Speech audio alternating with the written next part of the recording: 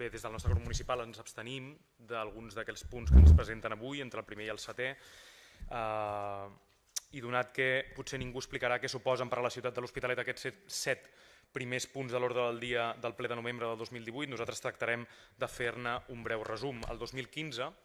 3 regidors i regidores van ser triades a les urnes municipals, a les urnes a les eleccions municipals, per representar el Partit Popular dins del consistori d'aquesta ciutat. La portaveu inicial va ser Sònia Esplugues, qui va viure la maternitat després de ser escollida portaveu. A la seva tornada de la baixa maternal semblava que ningú volia deixar pas a la seva reincorporació com a portaveu del grup municipal, aflorant tota una sèrie de tics masclistes que ja vam denunciar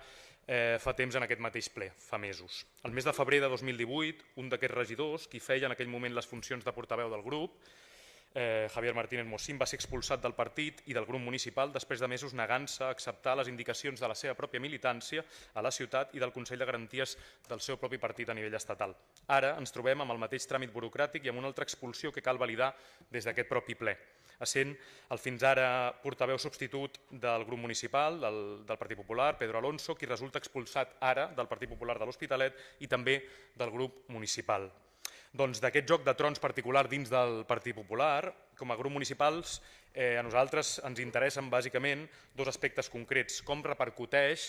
aquesta situació sobre la democràcia i la legitimitat d'aquest propi ple i com afecta els calés públics, els de totes, aquesta situació. Bé, cadascú pot interpretar com vulgui la situació, però cal destacar que entre els 27 regidors i regidores d'aquest Ajuntament, democràticament escollits i escollides el passat 2015, ara mateix 4 d'aquestes cadires estan desvirtuant clarament el vot que les va portar fins aquí, fins a aquest ple. 4 de 27 i afectant a 2 grups municipals. Déu-n'hi-do.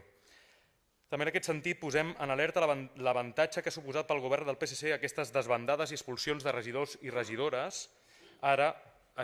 no adscrits o no adscrites, i tornem a dir que, tot i que des de secretaria, serveis jurídics, etc., se'ns assenyali la legalitat, no entenem com pot ser compatible aquest article que llegirem a continuació amb la situació de regidors i regidores no adscrits i membres de l'actual govern del Partit Socialista de Catalunya. Llegirem literalment un article que diu la declaració en situació de no adscrit d'un regidor o regidora comporta un seguit de limitacions en l'exercici del seu càrrec que deriven de l'article 73.3 de la llei reguladora de les bases del règim local, en el qual determina que els drets econòmics i polítics dels membres i de les membres no adscrites no podran ésser superiors als que els hi haguessin correspost de romandre en el grup de procedència.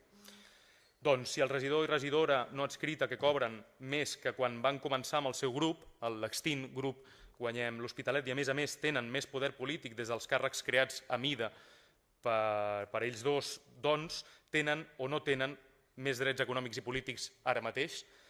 Respecte al cas del Partit Popular, ara només amb una regidora instar els responsables municipals a vetllar pel correcte abonament de les assignacions econòmiques per grup municipal i el seu ajust a la nova composició d'aquest grup municipal del Partit Popular